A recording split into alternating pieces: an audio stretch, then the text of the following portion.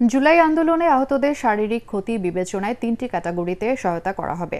যারা অন্যের সহায়তা ছাড়া চলতে পারেন না তারা ক্যাটাগরি এ, যাদের অবস্থা অপেক্ষাকৃত কম গুরুতর আহতদের ক্যাটাগরি বি এবং চিকিৎসার পর যারা সুস্থ হয়েছেন তাদের সি ক্যাটাগরির আওতাভুক্ত করা হয়েছে বলে জানিয়েছেন প্রধান উপদেষ্টার প্রেস সচিব শফিকুল আলম। ফরেন সার্ভিস একাডেমিতে অনুষ্ঠিত সংবাদ সম্মেলনে প্রেস সচিব জানান, মার্চ মাস থেকেই তাদের জন্য বরাদ্দ এককালীন এবং মাসিক ভাতা দেওয়া শুরু হবে।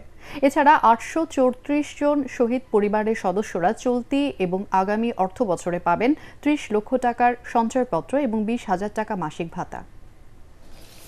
কোনো কোটার সিস্টেমে আমরা যাচ্ছি না, এটা কোটার বিষয় না।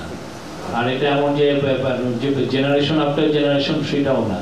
এখনো অনেকে আছেন যারা সিএমএইচে যাদের চিকিৎসা হচ্ছে, যারা চক্ষু হাসপাতালে চিকিৎসা নিয়েছেন।